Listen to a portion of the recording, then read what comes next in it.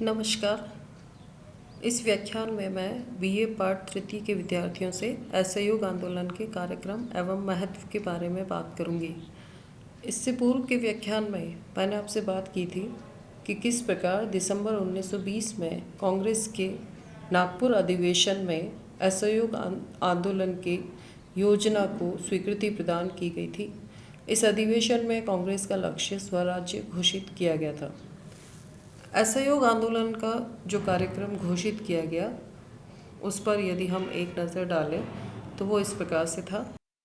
विदेशी माल का बहिष्कार और स्वदेशी माल का प्रयोग, उपाधियों और अवैतनिक पदों का त्याग, स्थानीय संस्थाओं से नामजद सदस्यों का त्यागपत्र, सरकारी दरबारों में उपस्थित होने से इनकार, सरकारी स्कूलों अथवा सरकारी सहायता से चलाए हुए स्कूलों से बच्चों को हटाना, वकीलों द्वारा कचहरियों का धीरे धीरे बहिष्कार, नई विधानसभाओं के चुनाव में खड़े हुए उम्मीदवारों को बैठाना और सैनिकों, क्लर्कों और मजदूरों द्वारा मेसोपोटामिया के लिए अपनी सेवाओं को अर्पित करने से इनकार करना। इसके अतिरिक्त असहयोग आंदोलन के अंतर्गत जो रचनात्मक कार्यक्रम घोषित किया गया उसके अंतर्गत शामिल किया गया सरकारी स्कूलों और कॉलेजों में बच्चे पढ़ाने के बजाय अपनी शिक्षण संस्थाएं खोलना, सरकारी न्यायालयों की बजाय अपनी अदालतें स्थापित करना, घर घर में चरखा चलाना और सूत काटना, हिंदू मुस्लिम एकता को मजबूत करना और छुआछूत को दूर करना। 1921 के आरंभ से असहयोग आंदोलन अपनी पूर्ण तीव्रता से आरंभ हुआ। पट्टाभी सीतारामैया ने लिखा कि इस प्रकार खिलाफत पंजाब की भूलों और अपर्याप्त सुधारों की त्रिवेणी से पानी किनारे से ऊपर बह चला और इस संगम ने राष्ट्रीय असंतोष की धारा को आकार और स्वरूप में बढ़ा दिया।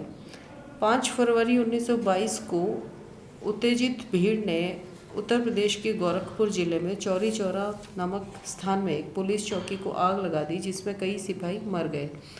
महात्मा गांधी ने सोचा कि आंदोलन अहिंसात्मक के बजाय हिंसात्मक बन गया और उन्होंने इसे समाप्त कर दिया। आंदोलन को एकदम इस तरह समाप्त करने से गांधी की लोकप्रियता काफ़ी कम हो गई। सरकार ने इस समय 10 मार्च 1922 को महात्मा गांधी को गिरफ्तार कर लिया।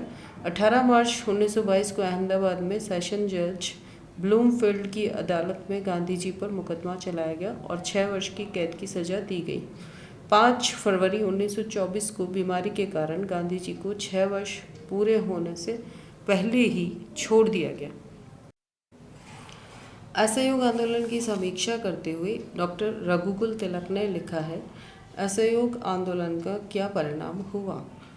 स्वराज्य अभी भी बहुत दूर था। खलीफा को अपने अधिकार वापस दिलाने में कोई सफलता नहीं मिली और पंजाब में हुए अत्याचार का कोई उपचार नहीं हुआ। अदालतें, विधानसभाएं और सरकारी स्कूल चलते रहे, परंतु ये छोटी बात नहीं है कि 30,000 से अधिक पुरुष और स्त्रियों ने अपने को गिरफ्तार कराया और हजारों लोगों ने बहादुरी से पुलिस की लाठी और गोली सही। सबसे बड़ी बात यह हुई कि लोगों ने अपने दिल से भय निकाल दिया था और उनमें आशा और आत्मविश्वास का संचार हुआ।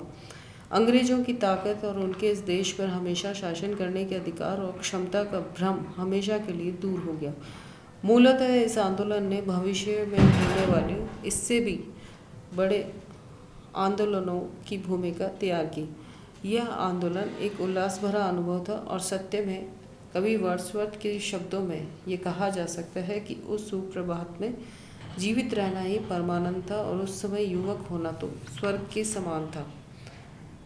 असहयोग आंदोलन को अचानक समाप्त कर दिए जाने और उसकी असफलताओं के बारे में काफ़ी बातें कही जाती रही है, तथापि भावी राष्ट्रीय आंदोलन में इसकी भूमिका को नकारा नहीं जा सकता। यह नहीं भूला जा सकता कि भविष्य में जितने भी आंदोलन स्वतंत्रता प्राप्ति हेतु हुए, उनकी नींव असहयोग आंदोलन में ही निहित थी। सत्याग्रह आंदोलन के जांच की रिपोर्ट के अनुसार इस आंदोलन से कई लाभ हुए। एक तो अपने राजनीतिक अधिकारों के प्रति जनता में जागरूकता पैदा हुई। वर्तमान शासन से लोगों में विश्वास उठ गया। लोगों में यह विश्वास पैदा हुआ कि वे अपने ही प्रयत्नों से भारत को स्वतंत्र करा सकते हैं। लोगों में यह विश्वास भी पैदा हुआ कि केवल कांग्रेस ही स्वतंत्रता प्राप्ति के राष्ट्रीय प्रयत्न को ठीक तरीके से संचालित कर सकती है। लोगों को डराने में दमन नीति की पूर्णतः विफलता सिद्ध हुई। इस प्रकार असहयोग आंदोलन भारतीय राष्ट्रीय आंदोलन के इतिहास में काफ़ी महत्व रखता है। यदि हम इसके महत्व को विस्तार से समझने का प्रयास करें तो पता चलता है कि इस आंदोलन से जनता में भारी राजनीतिक चेतना उत्पन्न हुई। इसका कारण था कि कांग्रेस ने पहली बार केवल प्रार्थना पत्रों को भेजने की नीति को छोड़कर जन आंदोलन किया था और सरकार से सीधे टक्कर ली थी। जनता में विदेशी सरकार के विरुद्ध असंतोष पराकाष्ठा को पहुंच गया। वह अब स्वतंत्रता प्राप्ति के लिए केवल याचिकाओं और प्रार्थनाओं पर ही निर्भर रहने के लिए तैयार नहीं थी, बल्कि प्रत्येक प्रकार का असहयोग, त्याग और बलिदान देने के लिए कटिबद्ध थी। इस आंदोलन का एक और महत्वपूर्ण जो परिणाम दिखाई देता है वो है कि जनता निर्भीक हो गई। पहले जनता जेलों से बहुत घबराती थी। सरकार की आलोचना करना सबसे बड़ा अपराध समझा जाता था। महात्मा गांधी के आंदोलन के परिणाम स्वरूप जनता स्वतंत्रता की प्राप्ति के लिए विदेशी सरकार के विरुद्ध विद्रोह करने से नहीं डरती थी। जेलें भरना अब सबसे बड़ी देशभक्ति गिनी जाने लगी। सरकार की सार्वजनिक सभाओं में कड़ी आलोचना करना साधारण सी बात बन गई। बच्चे बच्चे की जुबान से स्वराज्य का शब्द सुनाई देने लगा। इसके अतिरिक्त महात्मा गांधी के नेतृत्व में जो निष्क्रिय प्रतिरोध आंदोलन या सत्याग्रह का हथियार स्वतंत्रता प्राप्ति के लिए ब्रिटिश सरकार के विरुद्ध अपनाया गया था, उसका सरकार के पास वास्तव में कोई उत्तर नहीं था। शांत सत्याग्रहियों पर सरकार द्वारा लाठी या गोली चलाना अत्यंत घृणित समझा जाने लगा और उससे जनता में सरकार के विरुद्ध और अधिक भावनाएं तेज होने लगी। वास्तव में महात्मा गांधी के सत्याग्रह ने ब्रिटिश सरकार के दमनकारी चक्र को कुंठित कर दिया था। इस आंदोलन से एक और महत्वपूर्ण जो बात जुड़ी हुई दिखाई देती है वो ये कि जब तक आंदोलन चलता रहा, ब्रिटिश सरकार जनता का पूर्ण सहयोग प्राप्त करने के लिए प्रयत्नशील रही। इस हेतु उसने 1919 के सुधारों को उदारतापूर्वक क्रियान्वित किया और उदारवादियों को अपना हर तरीके का सहयोग दिया। इसके अतिरिक्त इस असहयोग आंदोलन से जुड़ा हुआ सबसे महत्वपूर्ण पक्ष एक और दिखता है कि इस आंदोलन के दौरान खादी की लोकप्रियता में वृद्धि हुई और हिंदी भाषा का अधिकाधिक प्रयोग किया गया। गांधी जी जब दक्षिण अफ्रीका से लौटे तब उन्होंने यह अनुभव किया कि भारत की निर्धनता सबसे बड़ी समस्या है। भूखे और निरक्षर व्यक्तियों को राजनीतिक संघर्ष के लिए प्रेरित करना अत्यंत कठिन है। अतः उन्होंने तत्कालीन परिस्थितियों में प्रत्येक व्यक्ति में आत्मविश्वास जगाना सर्वाधिक महत्वपूर्ण माना। हथकरघा और खादी आंदोलन इस दिशा में सबसे महत्वपूर्ण कदम थे। खादी आंदोलन ने जनता और नेताओं को एक सूत्र में बांधा। खादी सब कांग्रेसियों की नियमित पोशाक बन गई। देश के एक कोने से दूसरे कोने तक एक जैसे नारे लगाए जाने और एक जैसी विचारधारा के प्रसार से एक भाषा के रूप में हिंदी लोकप्रिय हुई और अंग्रेजी भाषा का महत्व अब नहीं रहा। खादी सभी कांग्रेसियों की नियमित पोशाक बन चुकी थी। इस आंदोलन ने पहली बार देश की जनता को इकट्ठा किया। अब भारतीय राष्ट्रीय कांग्रेस पर कोई यह आरोप नहीं लगा सकता था कि वह कुछ मुट्ठी भर लोगों का प्रतिनिधित्व करती है। अब इसके साथ किसान, मजदूर, दस्तकार, व्यापारी, व्यवसायी, महिलाएं, बच्चे, बूढ़े सभी लोग थे। पूरे देश में कहीं कोई ऐसी जगह नहीं थी जहां इस आंदोलन का असर नहीं पड़ा हो।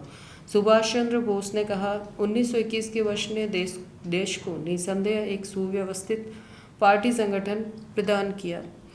इससे पूर्व कांग्रेस एक वैधानिक दल और वह भी मुख्यतः बात करने वाली संस्था थी। महात्मा गांधी ने इसे नया विधान दिया और देशव्यापी बनाया। उन्होंने इसे एक क्रांतिकारी संगठन में बदल दिया। देश के एक कोने से दूसरे कोने तक एक जैसे नारे लगाए जाने लगे। एक जैसी नीति और एक जैसी विचारधारा हर जगह दिखाई देने लगी। इसके अतिरिक्त असहयोग आंदोलन के कारण पहली बार राष्ट्रीयता ने गांवों, कस्बों, स्कूलों सबको अपने प्रभाव में ले लिया। आंदोलन को जन जन तक पहुंचाने का श्रेय गांधी और अन्य कर्मठ व्यक्तियों को था। खिलाफत आंदोलन ने मुस्लिम जनता को जागृत किया और उलेमाओं को उत्तेजित किया। इससे पहले केवल उच्च वर्ग, सामंत और व्यवसायों तक ही मुस्लिम राजनीति सीमित थी। गांधी जी ने वो किया जो तिलक नहीं कर सके थे। उन्होंने राष्ट्रीय आंदोलन को क्रांतिकारी आंदोलन में बदल दिया।